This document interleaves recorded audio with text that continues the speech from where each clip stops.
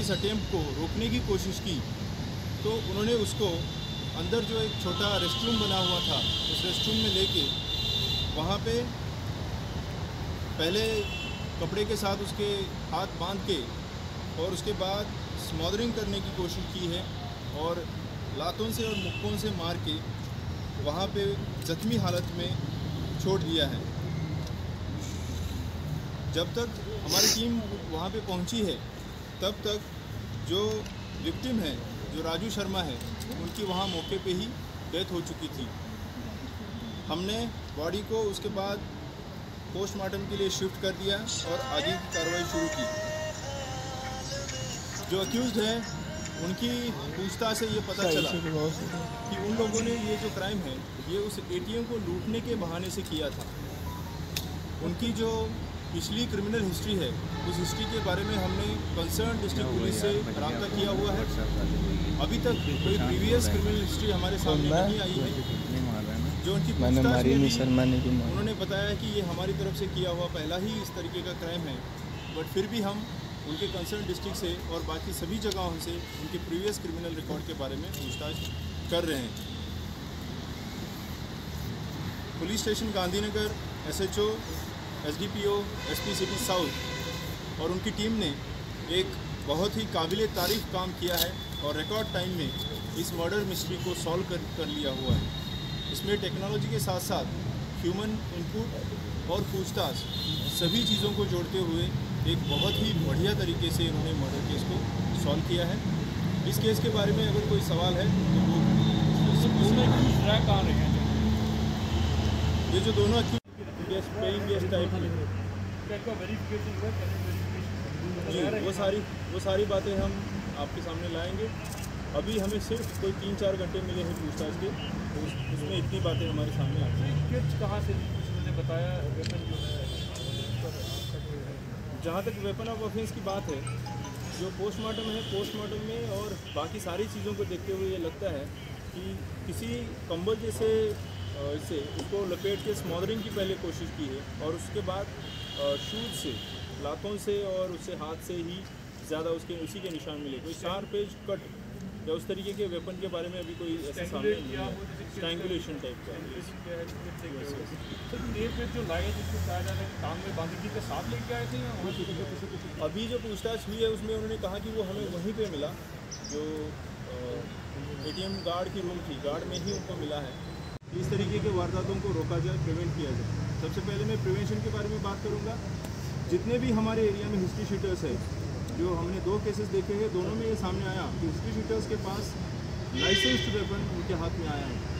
तो हमने सबसे पहले ये काम किया है कि जितने हिस्ट्री शीटर्स है उसमें से किस किस के पास लाइसेंस्ड वेपन है उन सभी की डिटेल निकाल के हमने डिस्ट्रिक्ट मजिस्ट्रेट को रिक्वेस्ट करी है, ना कि जम्मू के but Udhampur, Kathua, Reasi, Rajouri 7 district magistrates को हमारी तरफ से रिक्वेस्ट गई है कि जितने भी हमारे यहाँ पे रहने वाले हिस्ट्री शीटर्स है उनके लाइसेंसेस इमीडिएट रद्द किए जाए और उनके वेपन वापस जमा किए जाए।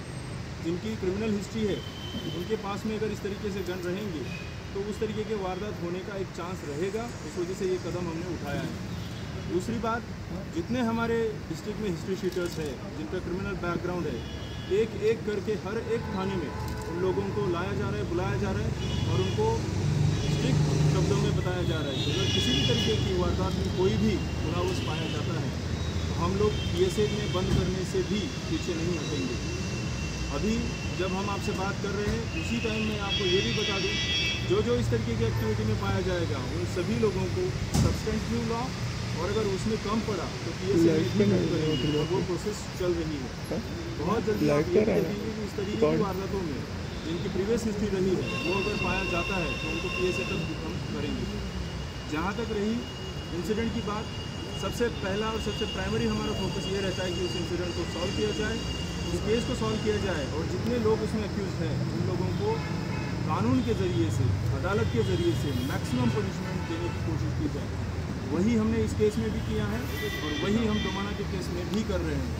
जहाँ तक दोमाना के केस की बात की, एक हमने सस्पेक्ट उठाया था, लेकिन जब तक उसके बारे में हम खुद अपनी जगह कंफर्म नहीं है कि whether he is the prime accused और कोई और प्राइम अक्यूज है, तब तक उसके बारे में हम बताना उचित नहीं समझते हैं।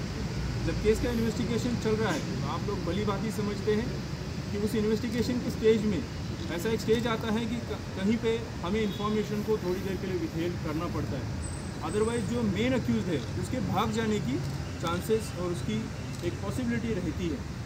उसके चलते हमने अभी तक दोबारा केस में बात नहीं की थी।